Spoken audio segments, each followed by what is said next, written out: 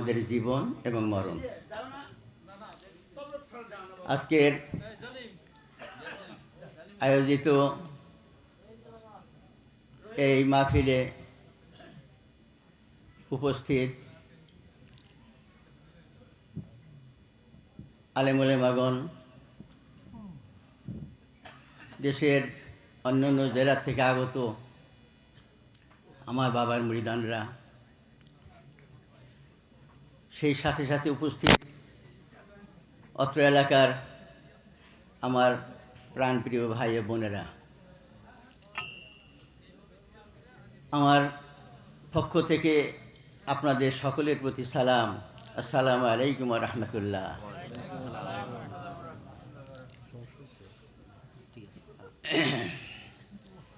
আমার ছোট ভাই খোকা মিয়া এই আয়োজিত মাহফিল সম্পর্কে আপনাদেরকে অবহিত করেছেন। তার নিয়ত ছিল, সেটাও বলেছেন, এবং এটা একটা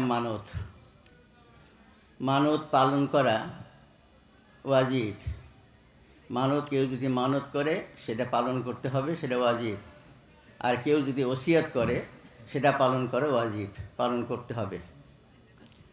যাই হোক, উনি ওনার ব্যক্তিগত কথাগুলি আপনাদেরকে জানিয়েছেন। আপনারা ওনার পক্ষ থেকে দাওয়াতি মেহমান যখন আসে, আসার সময় রহমত নিয়ে আসে। আবার বলি, মেহমান যখন আসে, আসার সময় সে রহমত নিয়ে আসে। আর মেহমান যখন বিদায় হয়ে যায়, সে তখন গুনাহ মাফ করে যায়।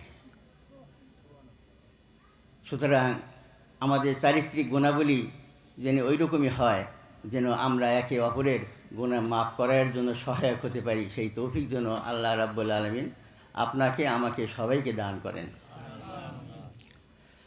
অনেক রাত হয়ে গেছে, আরও আগেই শেষ করার কথা ছিল, কিন্তু প্রধান বক্তা যে বক্তব্য পেশ করলেন, উনি হয়তো সারা রাত ভরে বক্তব্য রাখে শেষ হতো না, আমাদের শোনার আগ্রহ কমতো না। কিন্তু যেহেতু শীতের রাত্রি, ছোটরা আছে, পর্দার আড়ালে মা বোনেরা আছে, অনেকেরই দূর দূরান্ত থেকে আসছেন, তাদের কষ্ট হচ্ছে। এই সব কিছু বিবেচনা করে আমরা সংক্ষিপ্তভাবেই এই মাহফিলের সময়সীমা কমিয়ে আনছি এবং কিছুক্ষণের মধ্যেই আমরা এই মাহফিলের সমাপ্তি ঘোষণা করে দোয়া করব ইনশাআল্লাহ। আমরা ওনার সম্বন্ধে জানতে পারলাম প্রধান বক্তার বক্তব্যের পরে কিন্তু আর কারো বক্তব্য খুব মজা লাগার কথা না, লাগেও না, এটা আমরা ভালো বুঝি। যাই হোক, আমি আমার বক্তব্যকে দীর্ঘায়িত করতে চাচ্ছি না। প্রধান বক্তা যে বক্তব্য রেখেছেন, তার পূর্বে অন্য আলেম ওলেমাগণ যে সমস্ত কথা বলেছেন কোরআন ও হাদিসের আলোকে, সেই কথাগুলো যেন আমরা সবাই আমলে আনতে চেষ্টা করি। আমাদের জানার কোনো দাম নাই, জানার থেকে মানার দামটাই অনেক বেশি। সুতরাং আমরা যদি অল্প জানি, সেটা যদি আমলে আনতে পারি, সেটা হয়তো আমাদের দুনিয়া আখিরাতের জীবন সার্থক হবে, অন্যথায় সব শোনাটাই বৃথা যাবে।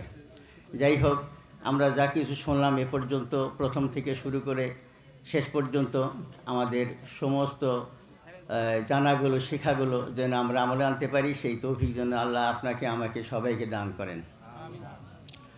আর উনি পরিচয় দিয়েছেন, উনি হিন্দু ঘরের সন্তান ছিলেন। উনি ধর্মান্তরিত হয়ে মুসলমান হয়েছেন। আজকে ওনাকে দেখে আজ থেকে 61 বছর আগে 1963 সনে, যখন আমি ক্লাস 9-এর ছাত্র ছিলাম দৌলতপুর হাই স্কুলে, তো ওই সময় ছোটো বয়সে ওয়াজ শোনার একটা ঝোঁক ছিল।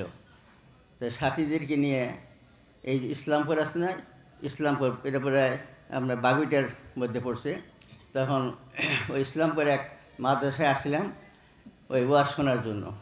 সেই প্রধান বক্তা ছিলেন যে ওনারই মতো একজন হিন্দু ভদ্রলোক, নাম ছিল গৌর গোবিন্দ সাহা। ময়মনসিংহের কালীহাতি ছিল ওনার বাড়ি। উনি, আমি সংক্ষিপ্তভাবে বলছি কথাগুলো, উনি প্রসঙ্গক্রমে অনেক কথাই বললেন। বলতে বলতে উনি কেমন করে ইসলাম ধর্মে আসলেন, কী কারণে আসলেন, বিস্তারিত বললেন। যাই হোক, সেই বিস্তারিত বলতে যাচ্ছি না। উনি একটা কথা বলছিলেন, কয়েকটা কথা বলছিলেন, তার মধ্যে খুব আকর্ষণীয় কথাগুলি ছিল যে আপনারা হচ্ছেন আমার দাদা মুসলমান, আমি হলো নাতি মুসলমান। এই কথাটা ব্যাখ্যা দিতে উনি বললেন যে এই কথাটা এই জন্য বললাম, আপনাদের যখন মায়ের পেটের থেকে, মায়ের গর্ভ থেকে ভূমিষ্ঠ হলেন, তখন আপনাদেরকে জিহ্বায় চাটানো হয়েছিল পবিত্র নিয়ামত মধু, আর আপনাদের কানে দেওয়া হয়েছিল আশহাদু আন্না মুহাম্মাদুর রাসূলুল্লাহ। তো আপনারা ভাগ্যবান জন্মগতভাবেই যে আপনাদের কানে দেওয়া হয়েছিল আশহাদু আন্না মুহাম্মাদুর রাসূলুল্লাহ, আর আমার কানে দেওয়া হয়েছিল উলুলু। আমাদের উলুলু দেয় না ভাই? উলুলু দেয়, হিন্দু মহিলারা উলুলু দেয়। কাজে আমাকে উলুলু দেওয়া হয়েছিল, আর আপনাদেরকে যে মধু পান করানো হয়েছিল, কোরআন পাকের মধ্যে মধু সম্পর্কে বর্ণনা করা হয়েছে। এটা একটা ভেস্তি নহর থাকবে, ভেস্তের মধ্যে যারা থাকবেন তিনটি নহর থাকবে। একটা হলো দুধের নহর, আরেকটা হলো মধুর নহর, আরেকটা সারাবান তোহরা। এই তিনটি নহর থাকবে। তার মধ্যে যাই হোক, এই যে যে জিনিসগুলি পান, তন্মধ্যে মধু অন্যতম। তো সেই মধু আমাদের ঠোঁটে দেওয়া হয়েছিল, আমরা সেটা পান করেছিলাম। আর ওনাদেরকে দেওয়া হয়েছিল প্রসাদ, তাই না ভাই? প্রসাদ দেওয়া হয়েছিল, সেই যে কী দিয়ে করে, আওড়া চাল, কাঁচা দুধ, আরও কী কী জেনে মিশিয়ে একটা কিছু তৈরি করে, সেইটা তাদের মুখে দেওয়া হয়েছিল। তা এখন উনি বক্তব্য রাখতে গিয়ে বলছিলেন, জন্মগত দিক থেকে আপনারা আমার থেকে অনেক উপরে, তাই আপনারা আমার দাদা মুসলমান, আর আমি হচ্ছি আপনাদের নাতি মুসলমান। তো এই কথাটা খুব মজা লাগতেছিল যে উনি নিজের ব্যক্তিগত জীবন দিয়ে এবং এক ধর্মের থেকে আর এক ধর্মে আসলে যে কী অবস্থা সেটা ব্যক্ত করলেন। আর সর্বশেষ একটি জিনিস দেখলাম, উনি সর্বশেষ যে খাওয়া দাওয়ার আয়োজন করা হয়েছিল, আমরা দূরের কিছু সংখ্যক ছাত্র ছিলাম, আমাদের জন্য আয়োজন করা হয়েছিল। সেখানে সমস্ত খাবার দাবার শেষ হয়ে যাওয়ার পরে এই দই দিল। দই দেওয়ার পরে আমরা তো সবাই খেলাম, তেন ওনাকে যখন দিতে গেল, উনি গ্রহণ করলেন না। উনি জিজ্ঞেস করলেন এটা কে তৈরি করেছে, তো বললো যে এটা অমুক ঘোষ তৈরি করেছে। তখন উনি আর ওটা গ্রহণ করলেন না, উনি খাইলেন না। বলে যে না, যে ধর্মটাকে আমি চিরজীবনের জন্য ত্যাগ করেছি, সেই ধর্মের লোকের হাতের তৈরি ওই জিনিসটি আমি আর জীবনে স্পর্শ করব না এবং খাবো না। উনি খাইলেন না। যাই হোক, এই হলো এক ধর্মের থেকে আর এক ধর্মে ধর্মান্তরিত হওয়ার সংক্ষিপ্ত একটা কথা বললাম। আর উনি যে কথাটা বলছেন, ওনাদের বাবা মা, সমাজ, সবাইকে ত্যাগ করতে হয়েছে। পৈতৃক সম্পত্তি ত্যাগ করতে হয় হিন্দুদের। হিন্দু থেকে মুসলমান হইতে গেলে পৈতৃক সম্পত্তি, বিষয় সম্পত্তি কিছুই ভাগ পাবে না তারা। সমাজ তাদেরকে ত্যাগ করে এবং তারা পিতামাতা, পরিবার পরিজন সবাইকে ত্যাগ করে আসতে হয়। এটা অত্যন্ত কঠিন ব্যাপার, এক ধর্মের থেকে আর এক ধর্মে, বিশেষ করে হিন্দু ধর্মের থেকে মুসলমান হওয়া। আমরা অত্যন্ত সৌভাগ্যবান, আমরা মুসলমান বাবার ওরসে এবং মুসলমান মায়ের গর্ভে আমাদের জন্ম হয়েছে। জন্মসূত্রে কিন্তু আমরা মুসলমান পরিচয় দিতে পারি, তাই না ভাই? কিন্তু ওনাদের ক্ষেত্রে কিন্তু অত্যন্ত কঠিন ব্যাপার হয়ে গেছিলো, যারা ওনার বাস্তব জীবনে সেটা আপনাদের কিছুটা আংশিক হলেও ব্যক্ত করতে পারছেন, হয়তো আরও কিছু বলতে পারতেন, কিন্তু সময়ের অভাবে সংক্ষিপ্ত করতে হয়েছে। তাই আমরা যা কিছু শুনলাম, যা কিছু জানলাম, আমাদের বাস্তব জীবনে সঠিকভাবে প্রতিফলিত হোক, এটাই আমাদের সকলের কাম্য।